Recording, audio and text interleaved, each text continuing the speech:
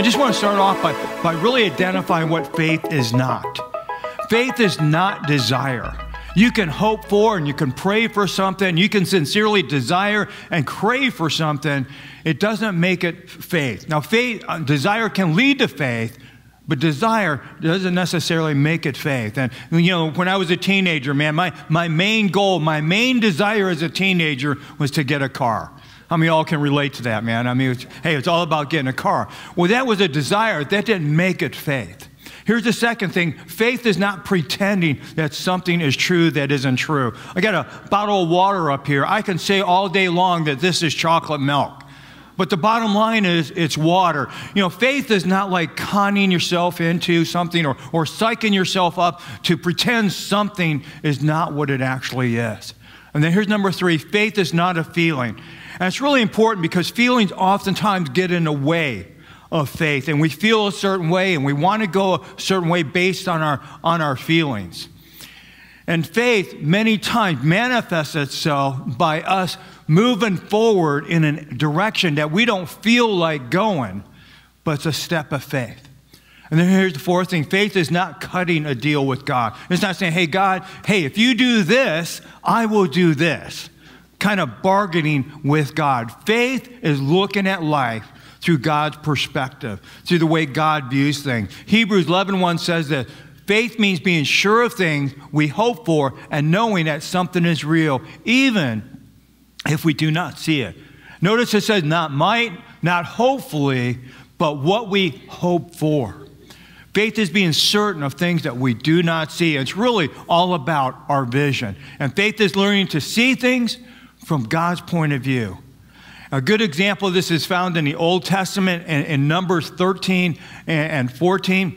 And I'll just give you a little background. Moses had just led the people of Israel to freedom, and he got them free from Pharaoh, from the Egyptians. They've crossed the Red Sea, and they've been traveling for about 2 years, and it's taken them a while because there's just a massive group of people. He's literally leading a nation through the desert.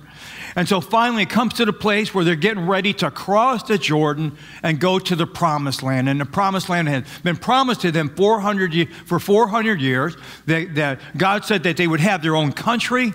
They would no longer be in slavery. They'd be a free people. And when they get to the edge of the Jordan and they're getting ready to cross into the Promised Land, Moses decides to pick 12 guys to do a reconnaissance mission into the Promised Land, just to do some fact-finding and bring it back to him. So he selects 12 guys, and when they come back, they give mixed reports. 2 of the spies said, hey, man, it is incredible. It's everything that God said it is, and, man, we need to go in there, and we need to take this land. They're ready to go. Their names were Joshua and Caleb.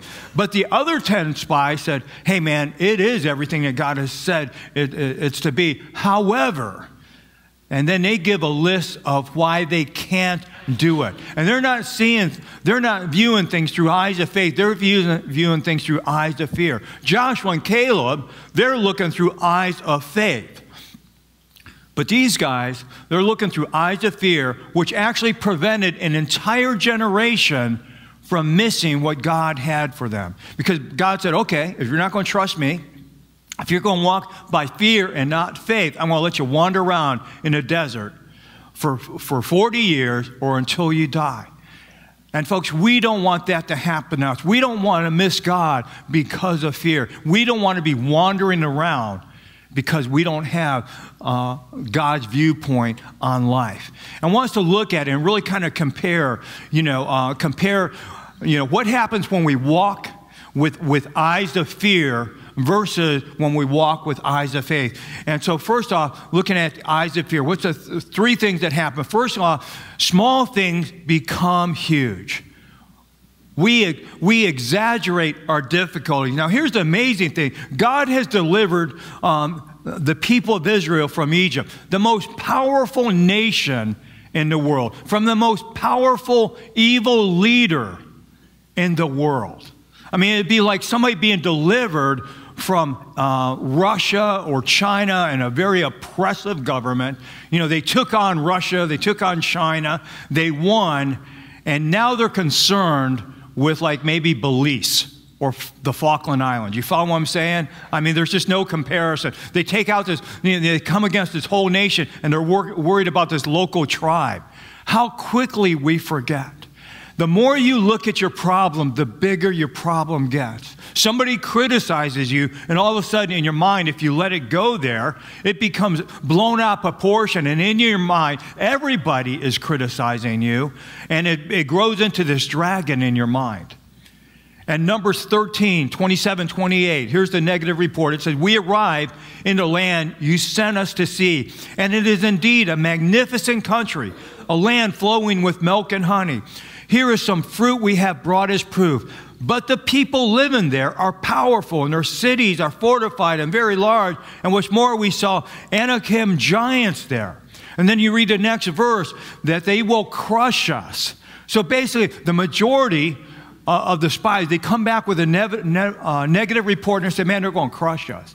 And the Hebrew word there that they translated into crush literally means to devour, to be eaten alive. So basically, these guys are reporting back, yeah, hey, the land is great, but they will eat us alive. And here's the problem. Negative attitudes are contagious. When they walked up to the Jordan River, everybody was excited about going in to the promised land. And it was only when the 10 came back with a negative report that everybody changed their mind and they began to get infected with a negative attitude. Now, here's the ironic thing. These guys are saying, hey, this place is filled with giants. We can't take them on. They're too big for us. They're way too powerful for us. They're huge warriors. Ironically, get this, 38 years later, when the next generation possesses the land that God had promised them, you know what the enemy said? The enemy said this, we lived in panic for 40 years because we heard about the 10 plagues in Egypt. We heard about your God. We heard how you guys stood up to the most powerful leader in the world, Pharaoh, and won. And we were scared to death, and we were ready to surrender. Are you catching this? All they had to do was to step in and push past their fear, and God would allow that country to surrender to them. But because they walked in fear, they missed God. They missed God. They missed the victory that God had already prepared for them to experience and walk in. But they let fear prevent that from happening. When we see life through the eyes of fear, we exaggerate our problems and our difficulties. Here's number 2. We lose confidence in who we are. Numbers 33:13 says, we seem like grasshoppers in our own eyes, and we work the same, and we look the same to them. Now, what are you talking about? You're talking about self-esteem, how they view themselves. And basically what they're saying is, you know what? We're just a bunch of bugs compared to them. They're just going to squash us. They're going to crush us. And notice it says, we seem like grasshoppers in our own eyes. Man, that's how they view themselves. That's where their self-esteem is. And then they go on to say, and we look the same to them. Now, how do they know how the enemy is viewing them? Well, first off, they didn't. They had no clue. But you know what it's called? It's called projection. You tend to project your fears on everybody around you. And that's exactly what's going on here. They're projecting their fear. They have been slaves for 400 years. They are now free, but they're still mentally enslaved and see themselves as helpless. They're enslaved not by Pharaoh, but they're enslaved by a lie, by image that has latched on in their mind. And there may be some people here today that maybe people have said something to you or about you or behind your back, and you heard it, you overheard it, and it's a lie, but you believed it to be truth, and it has latched onto you. And they may not even be in your life. They may be dead and buried for years, but that image, that lie, is still very much alive in your head. Maybe you had a parent or a sibling or a friend or enemy speak a lie over you that you believe, and they may have said, you know what, you're uncoordinated, and in your mind you're uncoordinated and a klutz. Or, hey, you're never going to make it in life. In your mind, man, you're a failure. The list goes on. And if you're a believer, if you've given your life to Jesus Christ today, I want to remind you today, you no longer live in Egypt. That is a self-imposed prison. That's why it's so important that we do what we're doing here this morning. We're gathering to hear the truth of God's word. That's why it's so important to gather in small groups and look at the truth of God. That's why it's so important on a daily basis to read the word of God so that you can walk in the freedom and the victory and know the truth of God for your life and be able to experience everything that God has for you. Now, here's another funny thing. It said, these spies came back and say, man, these dudes were tall. These guys were giant. They were big. It's interesting. Again, as you study this story, you find out that these taller people were a very calm and peaceful people. They were not warriors. Isn't that interesting?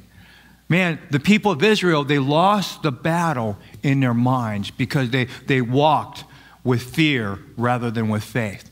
Then number 3, here's what happens when we begin to walk with fear and not faith. We get discouraged. Numbers 14:1, it says, that night all the people in the camp began to cry loudly. So they're having this giant pity party, and they're crying and they're weeping because they can't go into the promised land. But what's keeping them out of the promised land? It's their fear. They're not living by faith, and they're becoming discouraged, and it comes from discouraged. It leads into griping and complaining.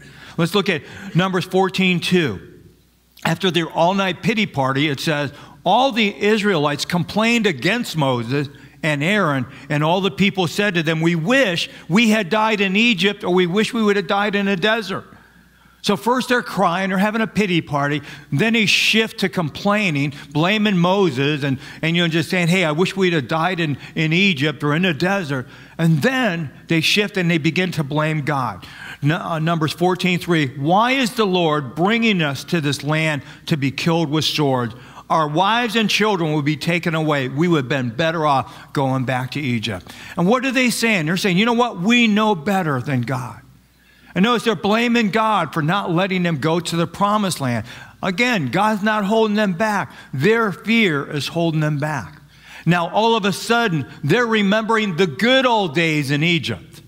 Now, what's the good old days? Man, it's 400 years of slave labor. Man, they were making bricks and in the heat of the day. I mean, it was horrible condition, but they're remembering, they're seeing that as the good old days.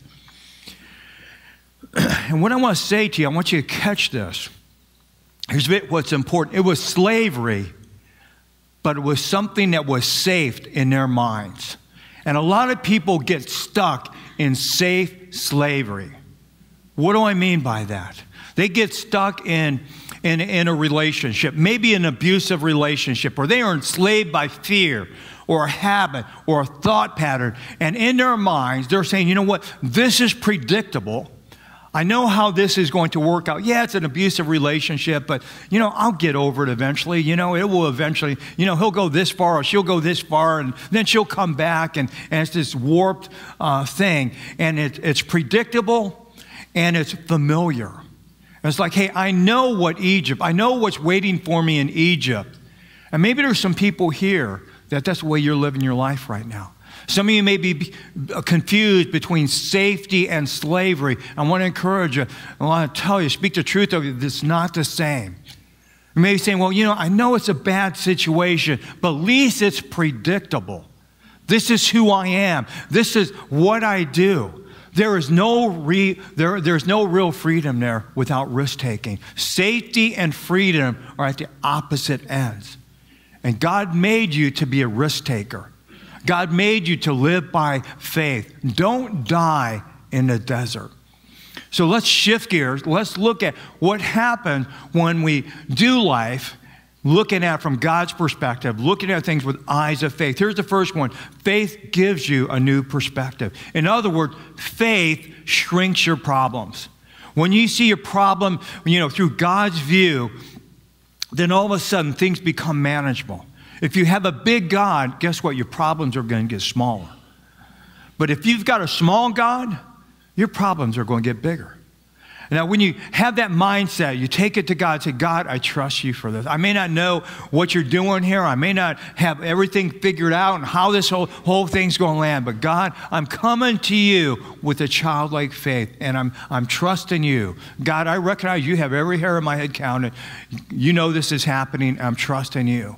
When you can get to that point, then you can relax, because faith shrinks your problem. Genesis 18:14 says, is anything too hard for the Lord? The answer is obviously no. Luke 13:7, Jesus said this, for with God, nothing will be impossible. Nothing is impossible with God. You know what? God, when we place our faith in God, it shrinks our problems. Here's number 2. Faith gives me strength to hold on in difficult times. And this is so important, because faith doesn't always take you out of the problems. How many of y'all know that? Faith doesn't always take you out of the problem. Faith oftentimes takes you through the problems. Faith doesn't always take the pain away, but here's what faith does. Faith gives you the ability to handle the pain. And this is so important, because in this life, you will face pain, you will face suffering. Faith gives you the ability to handle it. Are you guys with me? You guys are awful quiet. I must be hitting a nerve here. Faith doesn't necessarily always take you out of the storm, but guess what? It calms the storm in you. Corrie ten Boom, in her writings, talks about when she was a young woman and placed in a Nazi death camp. She said that the people who lasted in those camps were people that had a deep faith. Why? Because faith gives you the power and the strength to hold on in tough times. It produces perseverance. It gives you the ability to be able to bounce back. And studies have shown the most important characteristics that we can instill in our kids, most important characteristic that we can develop in our life is resilience. It's the ability to bounce back. It's the ability when you are knocked down in the things of life, you're able to get back up and get back into the game. And this is so important, because nobody gets through this life scot-free. We all have pain, we all have problems, we all have pressures, we all have disappointments, but the people who make it are the people that have learned how to develop resilience in them. They're able to bounce back, they're able to get back up. Paul says this in 2 Corinthians, we have troubles all around us, but we are not defeated. We do not know what to do, but we do not give up the hope of living. We are persecuted, but God does not leave us. We are hurt sometimes, but we are not destroyed. Well, where do we get that resilience? We get that by placing our faith and trust and hope in the living God. Here's number 3. Faith moves God to action. Faith moves God to act on our behalf. And I want to be very clear this morning. I do not embrace the health and wealth theology where God ends up being our servant rather than us serving God. God is God, and you're not, and I'm not. But at the same time, Matthew 9:29, Jesus said this, according to your faith, it will be done to you. God says you get to choose how much I'm going to bless your life. And I want to quickly look at 2 different stories where Jesus is totally amazed and really totally amazed in 2 opposite spectrums. And the first story is Jesus is preaching in his hometown. He's teaching people, and people are coming against him. People that know him coming against him and say, who does he think he is? Man, he's just a carpenter, man. He grew up here. We know who he is. What right does he have to be able to make these statements?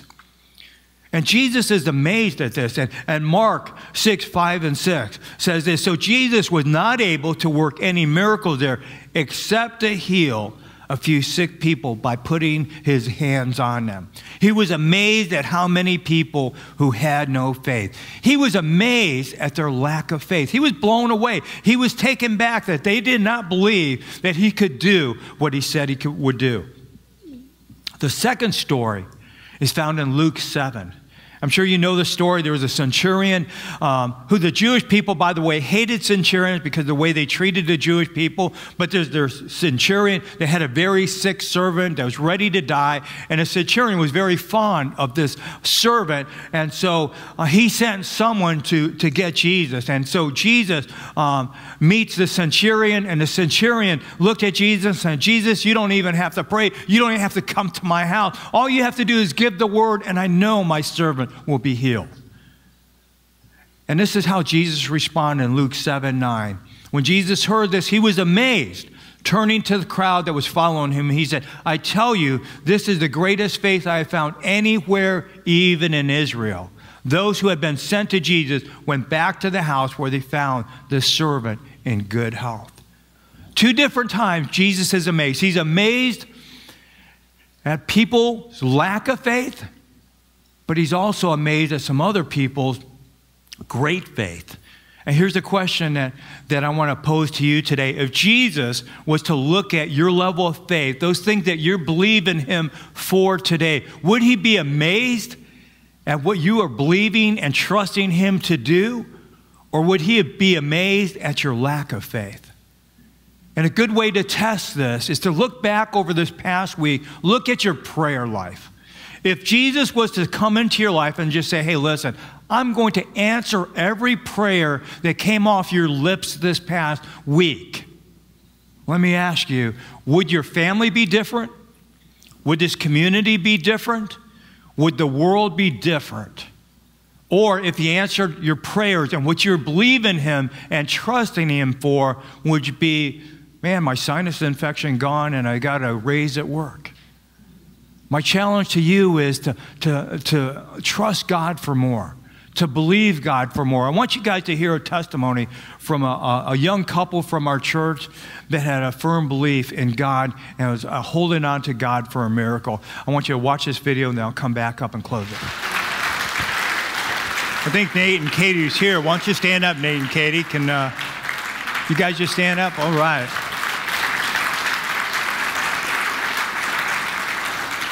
Just a powerful testimony. And as I watched that testimony, two things jump out at me. They're a beautiful example of how they allowed their faith to carry them through the tough times. Those disappointments, those times that came, and just the whole stress that came with the situation of wanting that child and seems to be coming up empty. They were able to push past that with their faith. And here's the second thing I saw. They gave God something to work with. They gave God something to work with. And he said, hey, God, I'm trusting you with this whole thing. And if you heard her say, when I gave it to God, she was actually being able to breathe again and really walk in that faith and that trust. I want to encourage you this morning. I know different people have different areas this morning that maybe you've given up on. Maybe you're walking in fear. Maybe it's a health issue. Maybe it's relationship. I want to challenge you this morning to give it to God and to go back to God and just say, God, forgive me for giving up on you in this situation. And God, I want to come back to you. I want to give it to you, God. God, help me to walk by faith and not